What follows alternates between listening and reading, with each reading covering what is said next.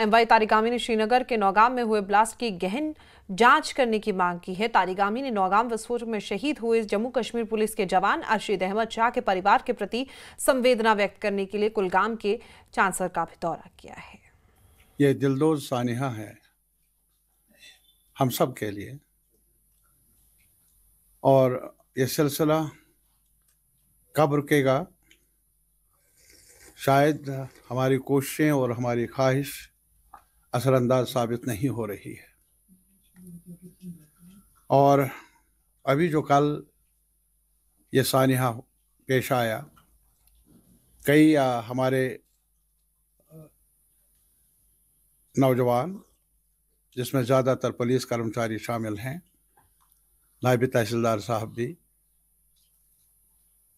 और इसको टाला जा सकता था। मेरी नज़र में ये इल्ज़ाम तराशी का सवाल नहीं, ये मेरी नज़र में ये एक्सप्लोसिव जो पकड़ा गया दिल्ली में, फरीदाबाद में, इसके बारे में जो भी जांच की ज़रूरत थी वो उसी जगह हो सकती थी। तहसीलदार की तरफ से मजिस्ट्रियल जो दखल होना चाहिए था वो भी हो सकता था, यहाँ लाने की ज़रूरत नहीं थी।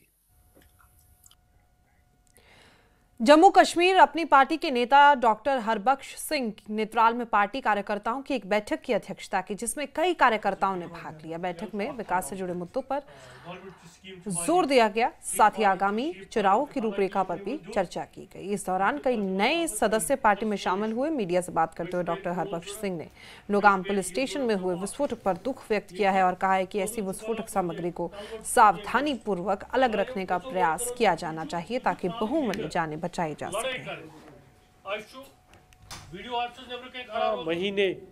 15 महीने की हुकूमत के बाद भी आप आज देख रहे हो कि हमारे हालात कैसे हैं।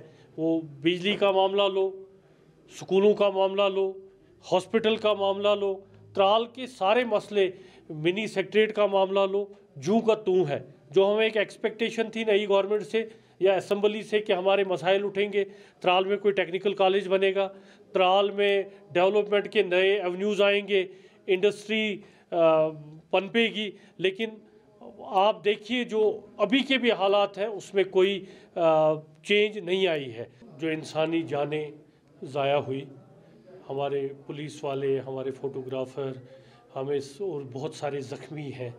ये एक अलमिया है, एक सानिया है जिसकी हम मज़म्मत करते हैं और अल्लाह ताला से, गुरु महाराज से दुआ करते हैं कि जो इसमें शहीद हुए, मैं उनको बोलूँगा शहीद हुए, उनको अल्लाह ताला जन्नतुल फिरदौस अता करे।